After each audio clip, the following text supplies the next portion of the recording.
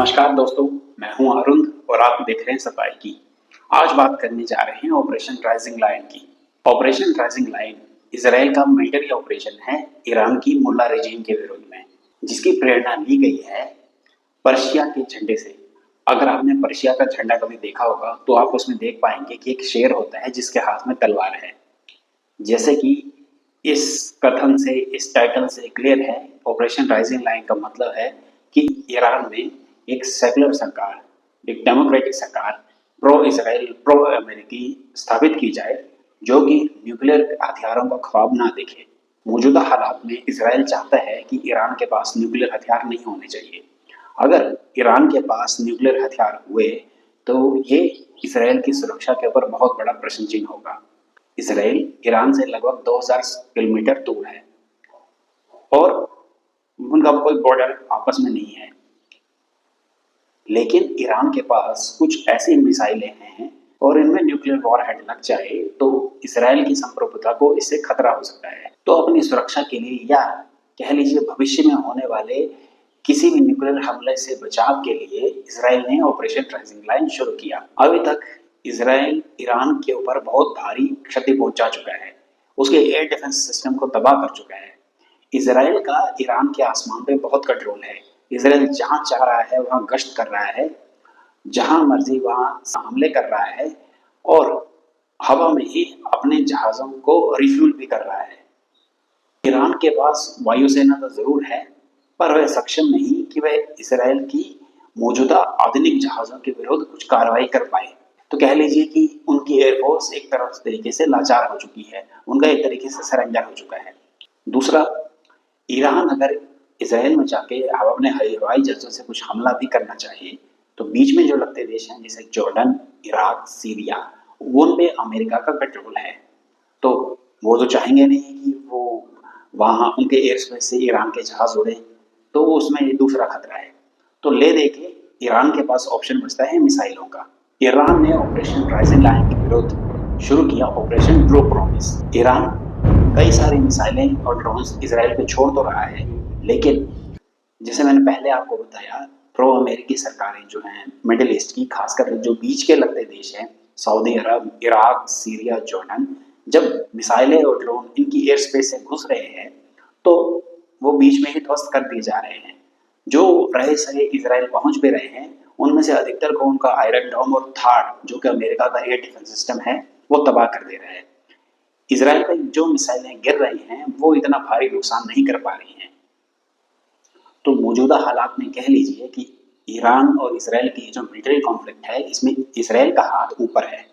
Israel का सीधा सा मानना है कि ईरान के पास कोई न्यूक्लियर हथियार नहीं होना चाहिए, और अगर ईरान अपने इन ख्वाबों को छोड़ दे तो ये कॉन्फ्लिक्ट वहीं का वहीं समाप्त हो सकता है। इसराइल ईरान पे कई सारे अच्छे हमले तो कर रहा है, लेकिन वो ईरान की उन न्यूक्लियर फैसिलिटीज पे कोई हमला या कोई अच्छा प्रमाणिक हमला नहीं कर पा रहा है जो कि धरती से नीचे है, जिसके लिए उसे अमेरिका के B2 बॉम्बर्स और GBU-57 जो बॉम्ब्स हैं उनकी जरूरत होगी, जो कि बंकर बस्टर बॉम्ब्स हैं, जो कि धरती के नीचे जाके मार करने में सक्षम हैं, इनकी जरूरत होगी। इसका मतलब ये है कि अमेरिका को इस युद्ध में कूदना पड़ेगा। इसराइल के पास अमेरिका और नाटो का सपोर्ट तो जरूर है, वहीं ईरान के पास कह लीजिए चीन का सपोर्ट है। रूस इस युद्ध में डायरेक्टली इन्वॉल्व नहीं होना चाहता। रूस ईरान के न्यूक्लियर पावर प्लांट्स में उसकी बहुत मदद करता है और उनका सीधा सा मानना है कि वो उसे हथियार नहीं देना चाहता, वो अपने इस मामले को खुद ही सॉल्व करे। रूस कह तो रहा है कि वो ईरान के साथ है, पर वह उसे हथियार नहीं देना चाहता। परंतु रूस की अमेरिका को सीधी सी धमकी है कि अगर अमेरिका इस युद्ध में कूदा तो रूस पीछे नहीं हटेगा।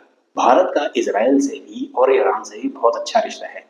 इजराइल भारत को एग्रीकल्चर और मिलिट्री इक्विपमेंट्स में बहुत भारी मदद करता है, वहीं भारत ईरान से अच्छी मात्रा में तेल भी लेता है। भारत का सीधा सा मानना है कि इस दुनिया के इस छोर में शांति बनी रहनी चाहिए। ईरान शिया इस्लाम को मानता है और शिया इस्लाम को मानने वाले भारत में कई जगह मौजूद मुसलमान हैं, जैसे कि जम्मू कश्मीर, लखनऊ इत्यादि। भारत चाहता है कि यह कॉन्फ्लिक्ट जल्दी से जल्दी समाप्त हो पाए। हालांकि भारत की ओपिनियन की उतनी वैल्यू नहीं है जब अमेरिका इस कॉन्फ्लिक्ट में कूदेगा। इसराइल की तरह अमेरिका भी चाहता है कि ईरान के पास किसी तरीके का न्यूक्लियर हथियार नहीं होना चाहिए और ना ये मुल्ला सरकार रहनी चाहिए। लेकिन मुल्ला सरकार को हटाना तब तक आसान नहीं होगा जब तक या तो अमेरिकी फौज ईरान में ना घुसे या फिर ईरान के अंदर से विद्रोह ना शुरू हो जाए। अब बात कर लेते हैं डोनाल्ड ट्रंप की। G7 की बैठक होती है कनाडा में और डोनाल्ड ट्रंप इस मीटिंग को बीच में ही छोड़ के अमेरिका वापस आ जाते हैं। सारी दुनिया को लगा कि शायद अमेरिका बहुत जल्दी इस युद्ध में कूदने वाला है और तरह तरह की बातें शुरू हो गई। इसी बीच में वो पाकिस्तान के फील्ड मार्शल आसिम मुनीर को लंच पे व्हाइट हाउस में बुलाते हैं। शायद इस लंच के बहाने अमेरिका अपने पुराने नौकर पाकिस्तान से कुछ काम करवाना चाहता है। हो सकता है कि डोनाल्ड ट्रंप ने इस मीटिंग में आसिम मुनीर को कहा होगा कि अगर अमेरिकी फौज ईरान में घुसी तो तुम्हें हमारी सहायता करनी पड़ेगी, तुम्हें हमारे लिए ये फलाना फलाना काम करना पड़ेगा।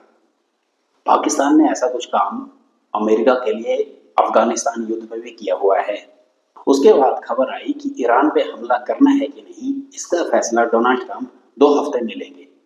अगर आप कोई युद्ध लड़ना चाहते हैं, अगर आपके युद्ध लड़ने की कैपेसिटी है, आपका मन है, तो आपको युद्ध लड़ने के लिए 2 हफ्ते के समय की जरूरत नहीं।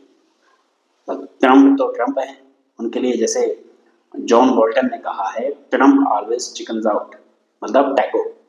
ट्रंप कोई भी काम शुरू करते हैं तो वो उसको पूरा नहीं कर पाते, वो बीच में ही छोड़ के भाग जाते हैं। उनकी ये फितरत बन चुकी है।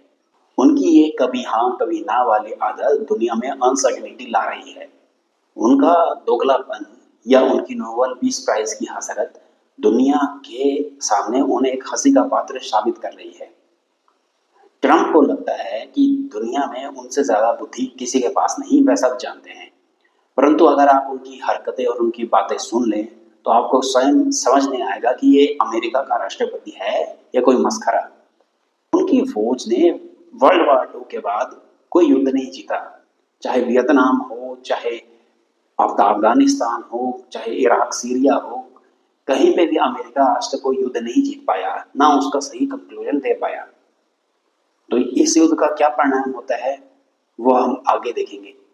फिलहाल के लिए दोस्तों अभी के लिए इतना ही। अगर आपको ये वीडियो अच्छा लगा तो प्लीज वीडियो को लाइक कीजिए, चैनल को सब्सक्राइब कीजिए और कमेंट करके मुझे अपने सुझाव जरूर भेजिए। अगर आप मेरी कुछ सहायता करना चाहते हैं तो QR कोड पे स्कैन कर लीजिए, नहीं तो डिस्क्रिप्शन में दिए हुए लिंक पे जाइए।